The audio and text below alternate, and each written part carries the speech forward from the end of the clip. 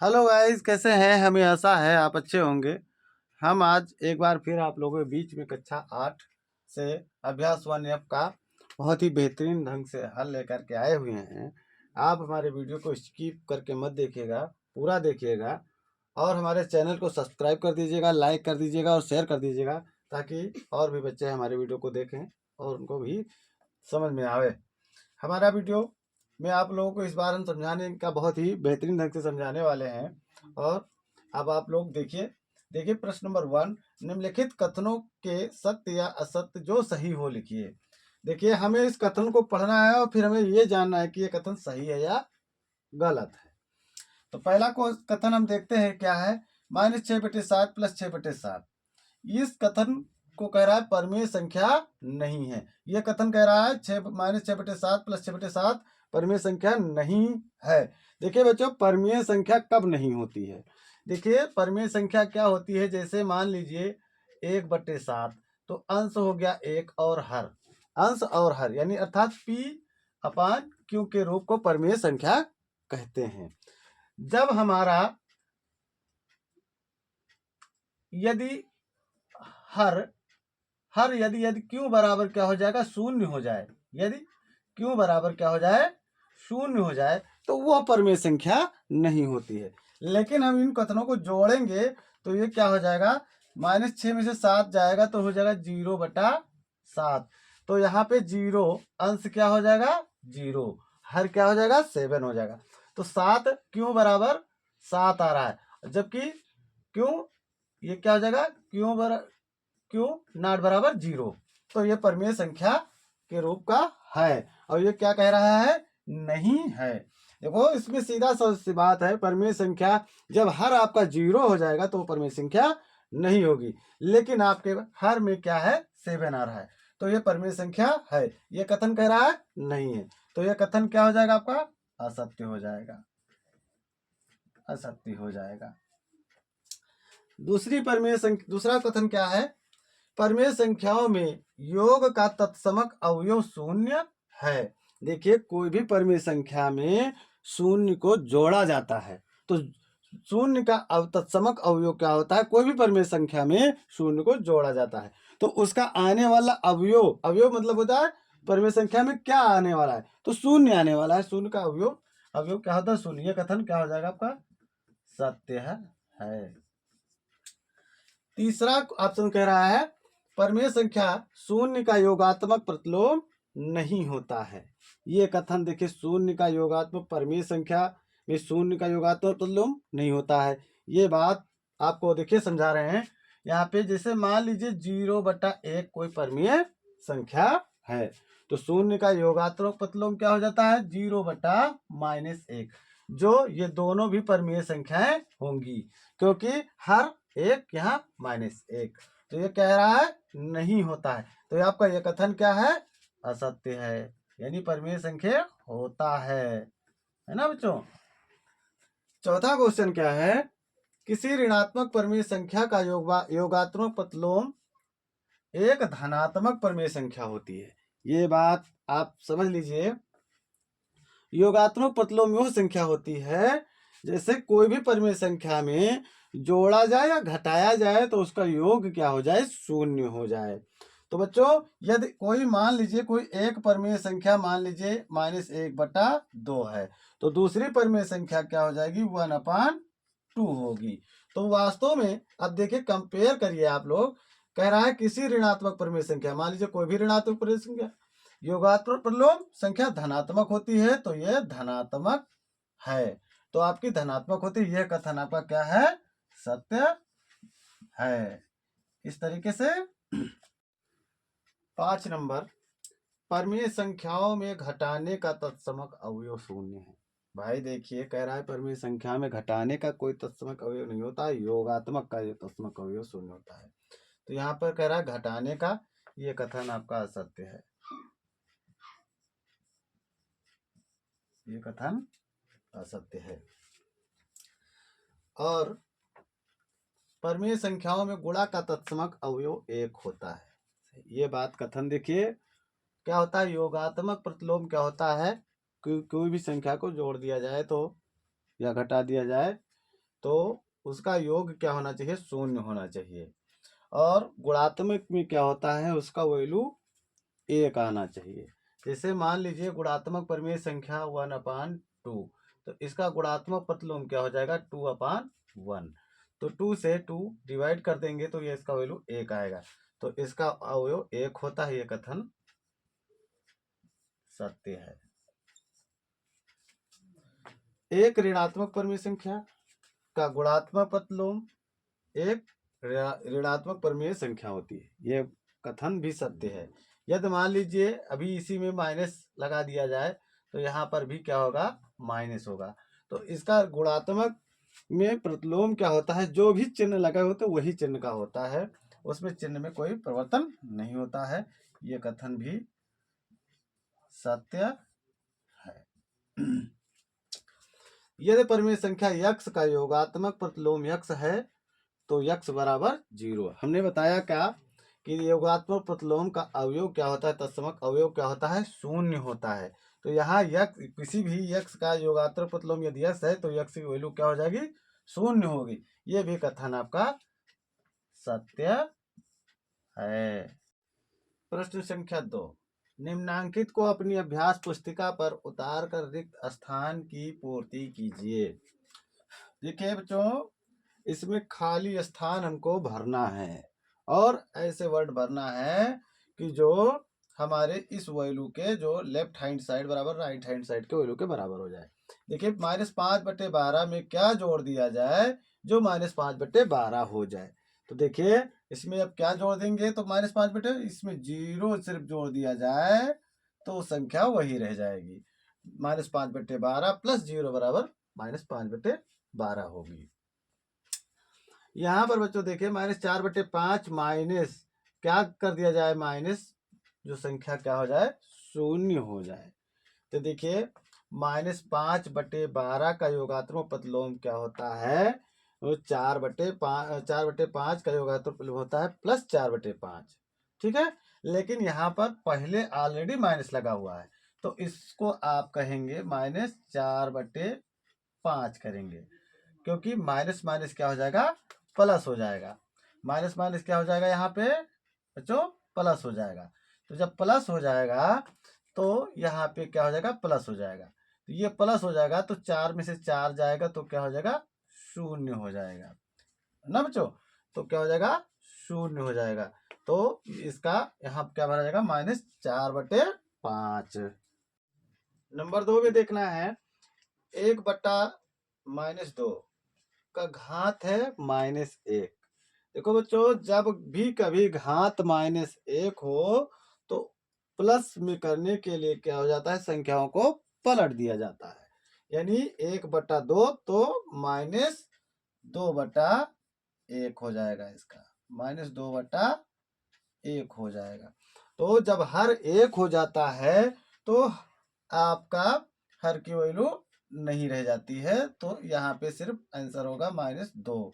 इसका आंसर होगा -2, यानी रिक्त स्थान भरा जाएगा -2।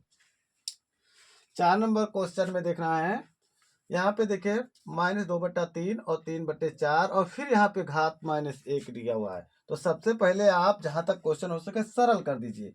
देखिए गुणा में अंश का हर से भाग हो जाता है, 3 तो 1 1, 2 एकम 2, 2 दूनी 4, यानी इसकी वैल्यू क्या हो गया 1/2 और घात भी हो गया -1, यानी -1 घात लगा हुआ है। तो -1 घात लगा हुआ है और यहाँ पे चिन्ह किसका है, माइनस का है, तो यहाँ माइनस हो जाएगा।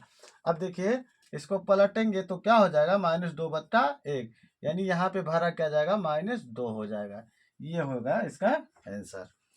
3 नंबर में देखिए यक्स गुणा -5/4 बराबर है।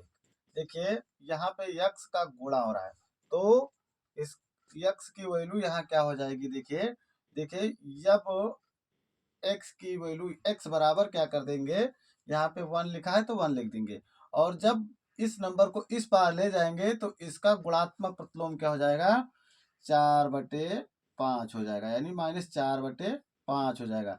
एक का गुणा कर देंगे तो क्या होगा, 4 × 4 यानी -4/5, यानी एक्स की वैल्यू क्या हो जाएगी, 4/5। ये आंसर हो जाएगा बच्चों, 4/5 हो जाएगा।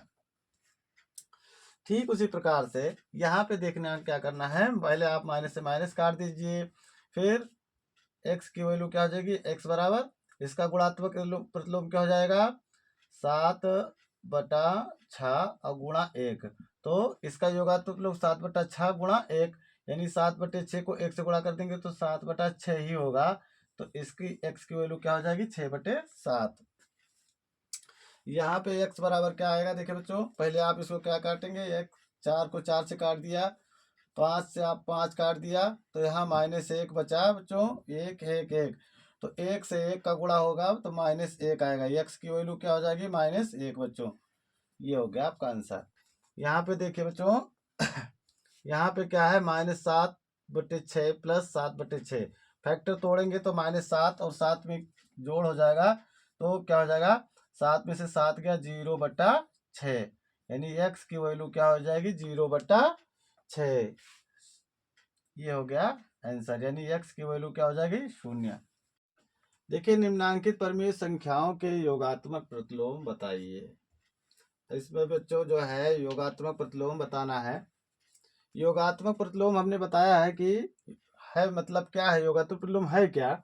देखिए कोई ऐसा नंबर आपको लाना है कि इसका योग किया जाए तो क्या हो जाए, संख्या 0 हो जाएगा। क्योंकि आपको बताया गया था योगात्मक प्रतिलोम का जो है तत्समक अवयव क्या होता है, 0 होता है। योगात्मक प्रतिलोम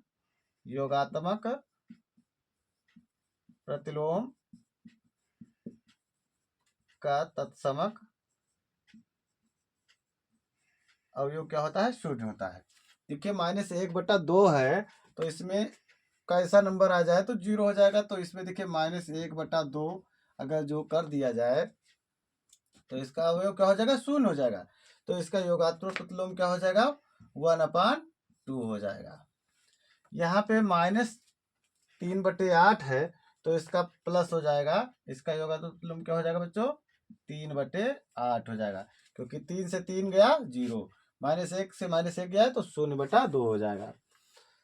0 का योगात्मक प्रतिलोम 0 ही होता है। यहाँ पे माइनस से माइनस कट जाएगा, 4/7 हो जाएगा। तो इसका योगात्मक प्रतिलोम क्या हो जाएगा, -4/7 हो जाएगा बच्चों, है।